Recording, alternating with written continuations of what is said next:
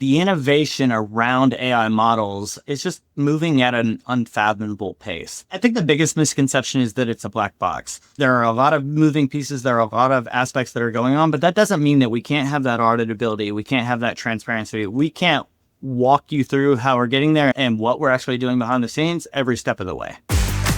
Behind every great law firm are bold leaders and powerful solutions that help them run a better business. Welcome to Studio A, the home of legal tech innovation. Welcome to Studio A, your podcast for the latest conversations shaping legal tech. I'm your host, Will Ayers. Today, we're diving into something that doesn't always get the spotlight in legal tech, and that's engineering. Not just features, not just AI headlines, but the hard, disciplined work of building software law firms can truly trust. Joining me today is a guest that has been on the show before. His name is Cody Walker. He leads our product, platform, and technology at Aderant. Cody and his teams are behind Stridyn, the AI-enabled foundation powering the Aderant ecosystem, and they are helping shape what it means to build an AI-native enterprise in legal tech. We're going to talk about modernization, the data plane, autonomous work to cash, and why trust may be the most important competitive advantage in AI. Cody, welcome back to the one and only Studio A. How are you doing today, man? Hey, doing good, Will. Thanks for wising up and bringing engineering into the fold here. I knew you'd come around eventually. Hey, I'm on board now, and it's all about engineering today, and we're going to make sure we take a deep dive into all of the cool stuff you guys are working on. So, are you ready? Let's do it. Now, let's get started. In your role, overseeing product, platform, and technology at Aderant, what are the outcomes you and your engineering team feel personally most accountable for when it comes to delivering things into the market this year? So the way I like to look at it is really if we look at the rollout of Stridyn, the rollout of some of the products and capabilities we put into market, introduced over the last couple of years, and where we're going, what we'll talk about today with the data plane, how that rolls into AI, work to cash, the whole portfolio. I like to look at it as a journey. So when you ask about what I feel personally accountable for, is that it's not just a journey for us in engineering, a journey for us at Aderant. It's a journey between us and our clients. It's about easing that transition. It's about working through that journey together so that we all get where we need to go. We're all comfortable with it, and that we prove that out along the way to really bring the same capabilities, everything else that you're used to, plus all the innovative pieces that we're adding into the products. How do we deliver that to you without it being a black box, without it being a huge project plan, without it being a trust exercise to go and leverage this? Now, you mentioned trust, and I've been talking to you a lot over the past year or so. How have you built engineering teams that can make long-term bets like Stridyn without breaking the trust with law firms who already rely on Aderant's ecosystem? So, of course, trust is a crucial part in any business relationship for it. But I like to look at it from a different perspective and really think about it in like just ruthless transparency around this. So whether that is some of the initiatives that we've started up around the early adopter feedback, bringing that feedback into the product team, into the engineering team, bringing it back to the guys with hands-on keyboards that are going and actually making this stuff happen. It's about a relationship that's built on transparency in both ways. Realistically, I want to prove it out to you versus you take my word for it. What that means under the covers, that's building out the test strategies from the years and years of background of knowledge of using Aderant products that our clients have, really embedding ourselves into the day-to-day workflow so that we're going and delivering the right solution. We're having constant feedback as we're going through this so that we don't come to the end of the line and then are trying to mesh things together or delivering something that didn't quite line up. So it's all about the communication along the way. Now, Stridyn isn't just an innovative cloud platform. It's the foundation that's really powering all of the amazing solutions that Aderant provides to law firms around the world. What did legacy systems fundamentally get wrong that Stridyn is designed to fix? See, well, I knew you were going to give me a little trap question somewhere in here. So I'm going to start off and say, I don't think legacy systems got it wrong, but it's about evolution over time, right? If we go back and look at any number of things across any industry of what was done 5, 10, 15 years ago. The world has changed. We know the fundamental problems that we're going and trying to solve. As part of this, it's about bringing that ruthless curiosity, bringing that innovation to life so that we can go and deliver not only the experiences that our clients are used to, that they're accustomed to in their day-to-day workflow, because as you mentioned, it is a very crucial part of the workflow, but it's about how do we go and simplify that? We'll talk a lot about work to cash. How do we go and bring that to where the industry as a whole is going? Now, leaning more into Stridyn and taking a deeper dive, how does the Stridyn data plane let your teams embed intelligence across workflows while preserving reliability and predictability? Because in today's market, it's all about being able to provide that seamless experience. So can you talk about that a little more? Yeah, now we're getting into the fun stuff, the how. Let's dive straight in. If we go and look at it, the data plane is really about connecting the dots. So when we look at what the data plane affords, especially when we're looking at the autonomous work to cash strategy that we're rolling out across the board, across all of our capabilities within the Aderant ecosystem, it's about really tying all of those pieces together for all cycles, the entire life cycle, from time entry through the WIP process through to e-billing, and then leveraging that data, bringing that back into the system so that we're constantly evolving, we're constantly going in and bringing that back to the client so that they can provide the feedback as we're going down the system.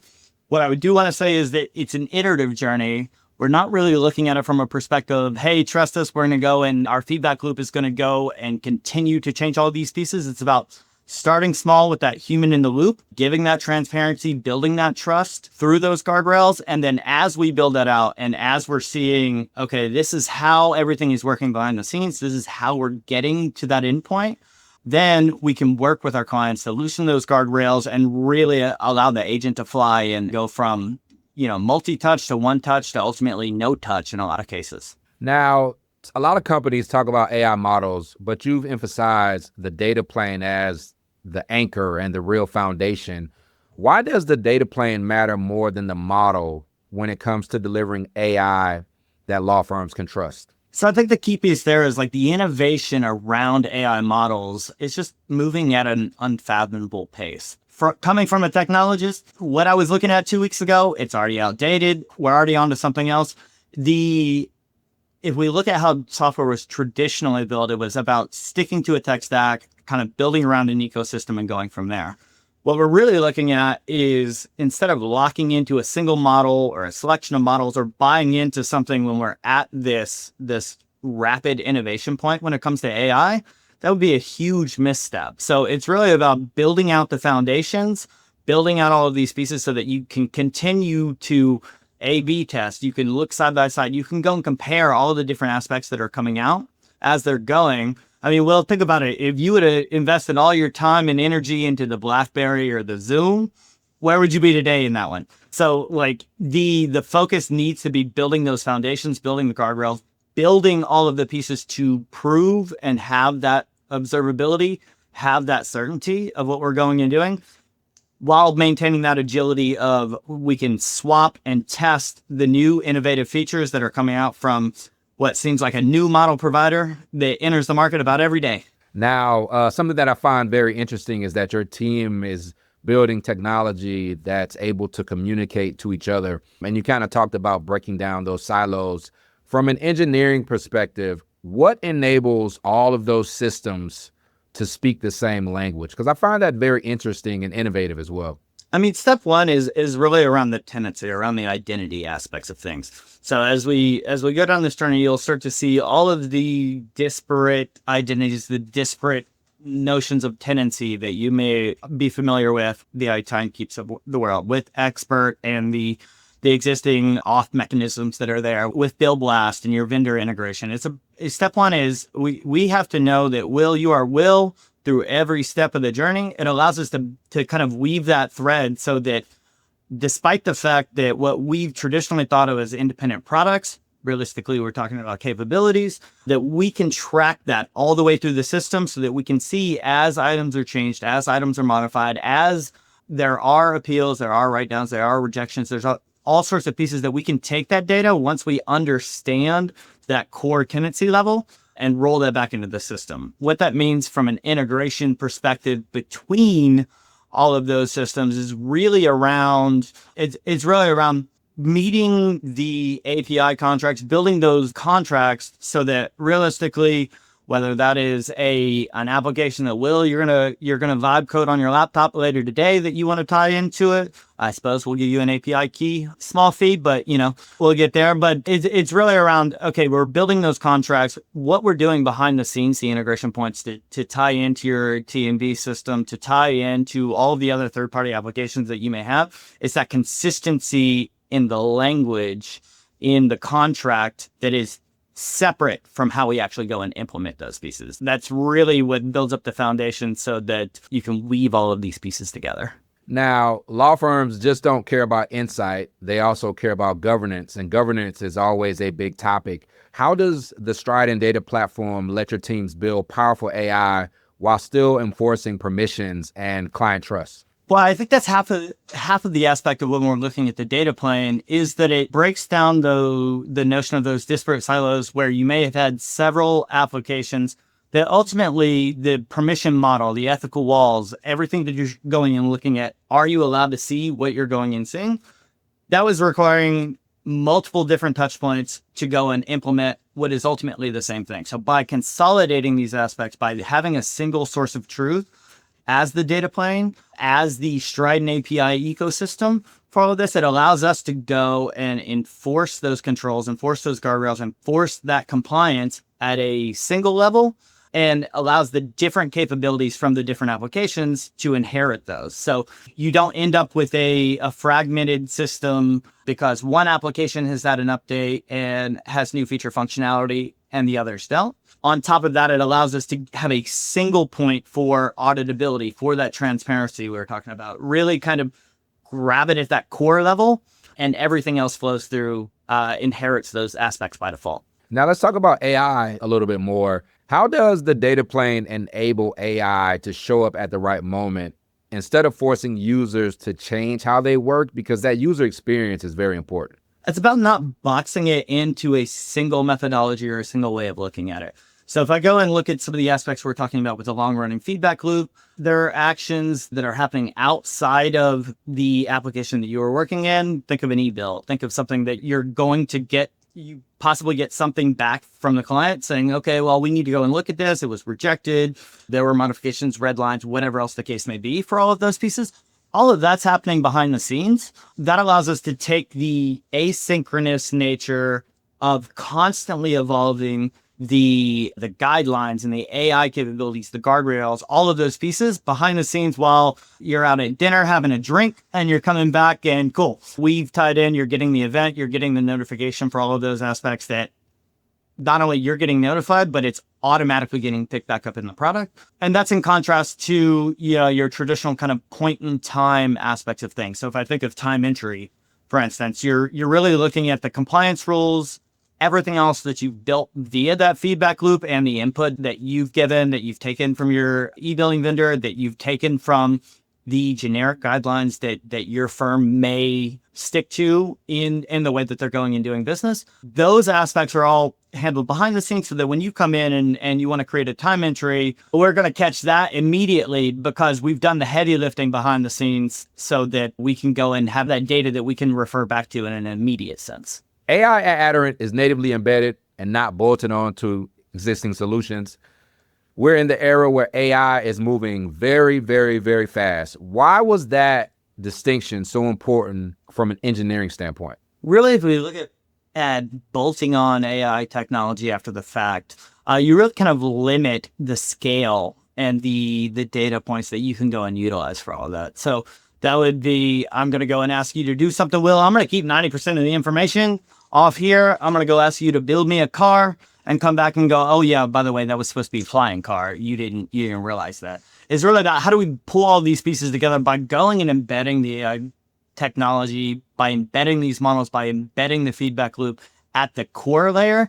It allows us to have that full visibility of your data across the board. So we're able to go and provide insights, provide that innovation on aspects that you may not even know to ask for. So rather than us looking at it from a sense of, okay, a feature by feature standpoint, it allows us to maintain that agility. It allows us to rapidly innovate, and it allows us to build it once, utilize it across the board so that we have a cohesive experience across all of our capabilities. But on top of that, it allows us to move quicker, deliver more innovation to our customers at a breakneck pace. Now, something that's a big topic in legal tech and in the legal industry in general is the human in the loop. How do your teams decide where autonomy helps and where people need to be in the loop or still in the process? It's all about the trust and verify. It's the same way that you would do with anybody that you went and met on the street today. By default, you're not going to go and say, "Hey, here's $100. Go and pick this up for me and call it a day." It's about, all right, you build that trust over time with humans. You do the same when it comes to the AI aspects of it. You're really looking at that transparency, about that auditability, about the process as to why and how we came to those decisions to make you and every other client comfortable. Everyone's going to be adopting at a different pace. Everyone has different security regulations. Everyone has a different appetite for how much on the bleeding edge that you want to be. It's all about working directly with the clients, starting small, whether that is showing the aspects side by side, whether that is running in parallel. It's all about proving what and how we're coming to those conclusions to build that trust between our clients and the agents, to be able to go and start working through, all right, well, now what do we progress? What do we turn on? What guardrails do we loosen? But it all starts with transparency across the board, so that you, me, and everybody else knows exactly what's going on within the system, instead of just blindly trusting with all of the firm's data. Obviously, that is the utmost importance as we're going through it. It's your data. You maintain the data. You choose how we're going to utilize that data. So for each client, that's going to be a different level. And again, it goes back to, we're on the journey with you. We're going to move as fast or as slow as you want, and we will walk through it every step of the way. Now, you talked about guardrails, and many leaders like yourself, Chris Cartrett, President and CEO at Aderant, in addition to a lot of leaders at law firms as well, they've talked about this year kind of being the year of the ROI for AI. And just talking about guardrails a little bit more, what guardrails ensure AI innovation creates long-term value instead of short-term gains? Well, I think that's where we go, and we look at we start to embed in the aspects that we're not even asking for today. If we go and we look at 6 months ago, a year ago, 18 months ago, if we look at the evolution of AI just in that small space, it's ridiculous to comprehend of how far we've come for all of these pieces. But at the same time, there is still a lot of unknowns for all these aspects. There's still a lot of work across the industry that really needs to go into that framework, the core. We're still having conversations about the contracts and how we interact with these different agents. So it's about really starting from that, building the framework, building the guardrails, building the core capabilities, and then adding on top of it, keeping the human in the loop. So I know, at least in my own day-to-day, the first thing I'm going to do when I'm going out and trying anything new is essentially it's a read-only shadow mode. I'm going to go and do my day-to-day on one side. I'm going to let it try to do the same thing, and then I'm going to go and compare and contrast. At the same time, I want that auditability, the same auditability that we're going to give to our clients as part of this. So you know exactly what's happening in the system every step of the way. Now, we talked about AI, and let's switch gears again. Expert Sierra is a software firms trust with some of their most important work. What new capabilities does Expert Sierra unlock for law firms around the world? So I look at Sierra as kind of the foundational block for a couple of different aspects of it. One, it's about having that extra set of eyes, extra set of hands on site to go and manage your deployment. So if we look at the control, the visibility, the observability that you would traditionally have within your four walls if you were hosting on-prem, that doesn't change. It is still your instance, your data, completely isolated. You have access to everything that you need to as part of that. But at the same time, it allows you to free up your IT resourcing, your IT team, so that you're not spending the day-to-day going and monitoring all of these aspects, going and building all of it. Obviously, it's a very tight integration between the cloud operations team, the development team, everything that we're doing here on the engineering side at Aderant.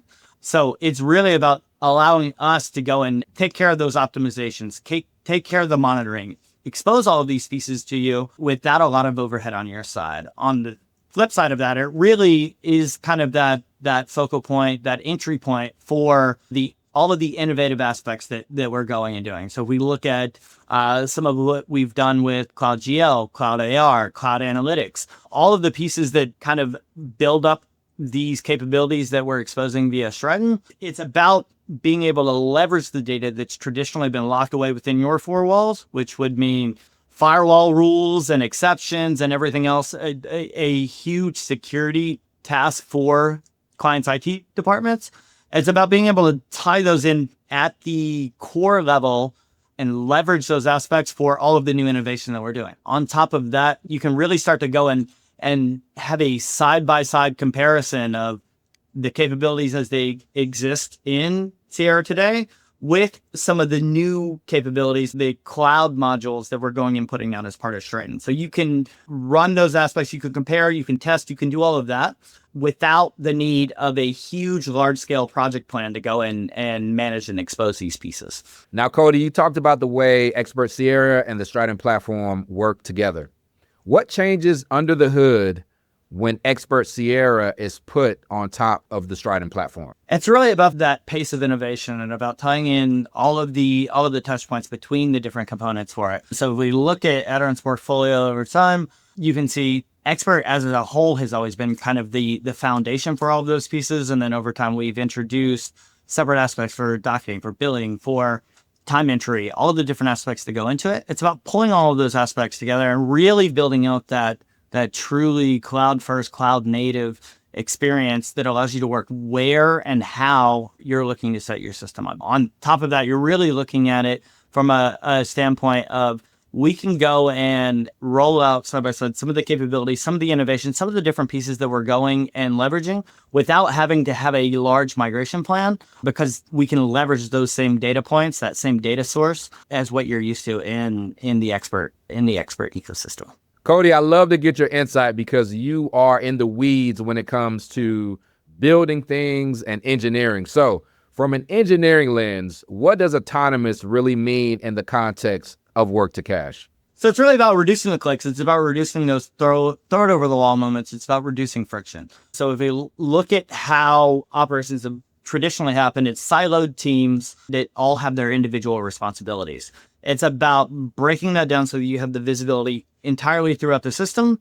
It's about bringing that innovation, bringing the AI capabilities, bringing the pattern recognition, bringing the insights, bringing all of those pieces to where you're working and opening that up in a transparent way so that you can really track from the entire life cycle of your financial operations. Being that you guys are on the front lines talking to law firms all the time, where have engineers unlocked moments where firms say, I can't believe I used to do that manually? I think the biggest thing was really around unified compliance. If I'm honest, coming into this role and looking at how compliance had traditionally worked, I couldn't believe that there was still so much human interaction, so much manual checks against the OCGs, against different policies, tying that all together from what applies from a particular matter, a particular vendor, particular client. It was a very, very labor-intensive process. We all know that the data-intensive applications, that's where AI really shines for these pieces. So it's about freeing up the individuals to go and really provide the innovative value to the business, kind of pulling back on that, the monotonous aspect of it, the things that we're going and doing over and over again every day for it. It's about bringing that to the forefront. It's about making that a simpler process. Again, like we've talked about, but keeping the human in the loop, going back and verifying, really walking through, this is how we've got to these spaces, and continuing to build on that, continuing to evolve, continuing to utilize that feedback loop so that we're constantly improving. What do law firms misunderstand the most when it comes to the way AI, cloud, and data work together? I think the biggest misconception is that it's a black box. So we look at it, there are a lot of moving pieces, there are a lot of aspects that are going on, but that doesn't mean that we can't have that auditability, we can't have that transparency, we can't walk you through how we're getting there and what we're actually doing behind the scenes every step of the way. Before we get out of here, Cody, you and your team are building innovative technology around the clock. You are really pushing the needle when it comes to innovation across legal tech. What excites you the most about all of the amazing, cool things that you all are building?